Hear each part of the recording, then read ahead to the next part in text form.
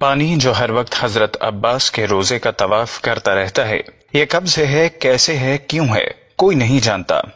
آج آپ کو مولا غازی عباس علمبردار علیہ السلام کی قبر اقدس کا سرداب اور پانی کے بارے میں بتایا جائے گا۔ عراق میں موجود زمین کے اندر کا پانی تقریباً سب جگہ پر ہی نمکین، کھارا اور پینے کے قابل نہیں، لیکن حضرت عباس علیہ السلام کی قبر اقدس والے سرداب میں موجود پانی انتہائی خوش ذائقہ اور بہت شفاف ہے، اور اتنی مدت گزرنے کے باوجود اس کی رنگت اور ذائقے میں کوئی فرق نہیں آیا، اور بہت زیادہ وہاں سے پانی لینے کے باوجود بھی ختم یا کم نہیں ہوا۔ اگر ہم اس پانی کے راز کو جاننا چاہیں تو ظاہری طور پر اس پانی کی اس طرح موجودگی کا راز اب تک کسی کو بھی معلوم نہیں ہو سکا، بس خدا اور اس کے خاص بندے ہی اس پانی کی اصل راز کو جانتے ہیں۔ دوستو، ویڈیو میں آگے بڑھنے سے پہلے ہم اپنے نئے آنے والے ساتھیوں سے درخواست کرتے ہیں کہ ہمارا چینل سبسکرائب کر لیں اور ساتھ موجود گھنٹی کی علامت کو بھی دبا دیں۔ جیسا کہ پہلے بتایا گیا ہے کہ عراق میں موجود زمین کے اندر کا پانی تقریباً سب جگہ پر ہی نمکین، کھارا اور پینے کے قابل نہیں ہے، لیکن حضرت عباس علیہ السلام کی قبر اقدس والے سرداب میں موجود پانی انتہائی خوش ذائقہ اور بہت شفاف ہے، اور اتنی مدت گزرنے کے باوجود اس کی رنگت اور ذائقے میں کوئی فرق نہیں آیا، اور بہت زیادہ وہاں سے پانی لینے کے باوجود بھی ختم یا کم نہیں ہوا۔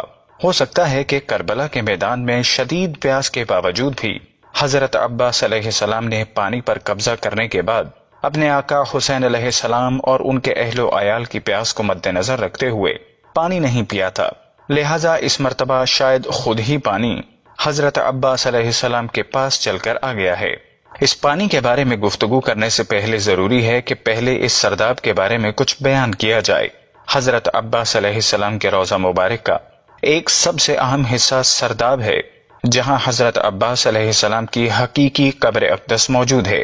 یہ سرداب 8ویں صدی ہجری میں بنایا گیا تھا، لہٰذا اس زمانے کے فن تعمیر کے مطابق اوپر والے حصے کی نسبت سرداب کی دیواریں انتہائی عریض اور موٹی بنائی گئی ہیں، بلکہ اوپر والی عمارت کی دیواریں سرداب کی دیواروں کی آدھی چوڑائی سے بھی کم موٹی ہیں، لہٰذا اس وجہ سے قبر مبارک والا پورا سرداب اوپر والی عمارت کے برعکس بہت ہی تنگ ہے۔ اس میں موجود گیلریاں اور راستے دیواروں کی بہت زیادہ چوڑائی کی وجہ سے تنگ گلیوں کے مشابہ ہیں۔ سرداب کی عمارت کے بارے میں بیان کرتے وقت ہم کوشش کریں گے کہ حرم کے نئے ادارے کے زیر نگرانی، جو کہ 2 جنوری 2008 سے عراقی کمپنی شرکت الحلو العرقیہ کی طرف سے کی جانے والی سرداب میں ترمیم اور تعمیر کو بیان کرنے کے ساتھ ساتھ اس جدید ترمیم اور تعمیر سے پہلے والی حالت کو بھی بیان کریں۔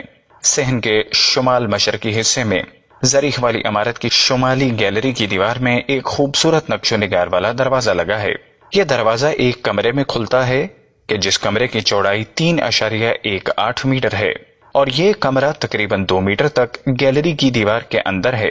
اس کمرے کی دیواروں پر فرش سے لے کر 2 میٹر اوپر تک سنگ مرمر لگا ہوا تھا، کہ جس کو ہٹا کر اس کی جگہ نیا اور اعلیٰ درجے کا سنگ مرمر لگا دیا گیا ہے، اور سنگ مرمر سے اوپر والا حصہ پہلے فقط ایک سفید دیوار تھی، لیکن اب ایک نیا سنگ مرمر لگانے کے بعد ساری دیوار کو آئینوں اور کرسٹل کے ٹکڑوں سے مزین کر دیا گیا، اور یہ سارا کام 2008 کے نصف میں مذکور شدہ منصوبے کے تحت ہوا۔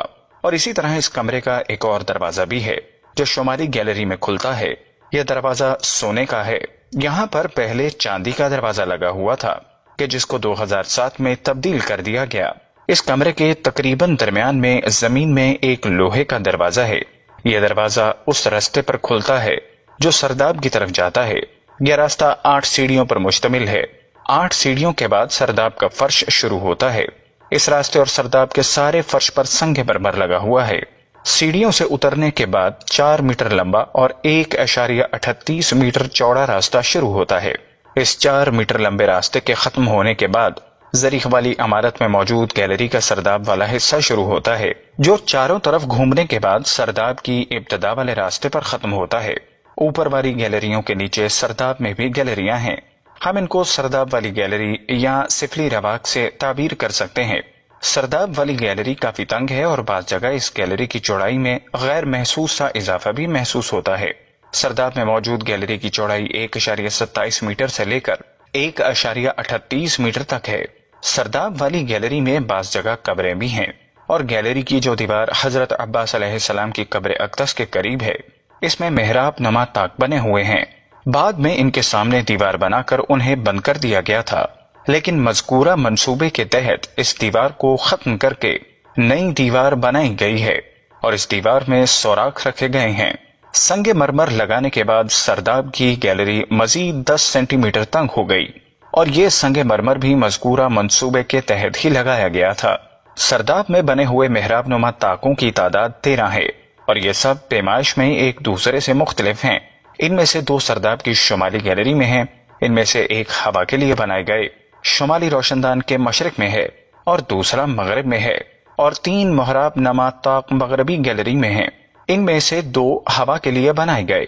شیخ عباس 36 سال تک علمبردار کربلا حضرت ابو الفضل العباس علیہ السلام کے حرم کے خادم رہے ہیں۔ ان کی عمر 74 سال ہے۔ انہوں نے حضرت عباس علیہ السلام کی زریح کے ارد گرد جاری پانی کے بارے میں تشریح کرتے ہوئے کہا کہ پہلے 2 چشمہ سرداب مطہر کے موجود تھے۔ 400 سال پہلے یہ پانی یہاں موجود تھا جب پائپ لائنوں کا وجود نہیں تھا۔ پانی ایک طرف سے نکل کر دوسری جانب بہہ جاتا تھا۔ اس پانی کا مزہ معدنی پانی سے بھی زیادہ خوشگوار تھا۔ اس سرداب کی سیڑھیاں تھیں، لوگ اس پانی سے تبرک کے طور پر استفادہ کرتے تھے۔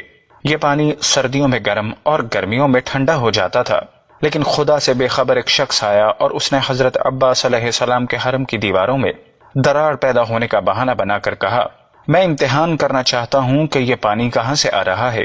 بعد میں وہ دونوں چشمے غائب ہو گئے اور پھر ان میں سے پانی جاری نہیں ہوا، لیکن 2 مہینے بعد پانی پھر سرداب میں آ گیا اور اس پانی سے نابینا آنکھوں کو شفا ملتی تھی۔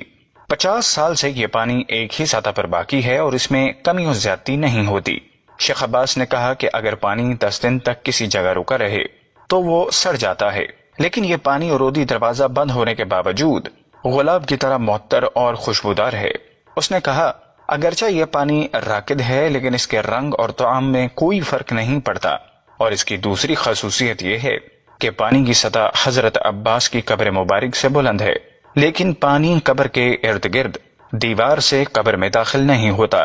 کیا ہی خوبصورت معجزہ ہے کہ پانی قبر کے ارد گرد دیوار سے قبر میں داخل نہیں ہوتا۔ اس سے یہ ثابت ہوتا ہے کہ اہل بیت کی پیروی لازم ہے، اور دعا ہے کہ اللہ ہمیں اپنے حال پر رحم کرنے والا بنائے اور حضور اکرم اور ان کی آل اولاد پر رحمت فرمائے۔ ناظرین، ہم امید کرتے ہیں کہ ہماری آج کی ویڈیو آپ کو پسند آئی ہوگی۔ اگر آپ کو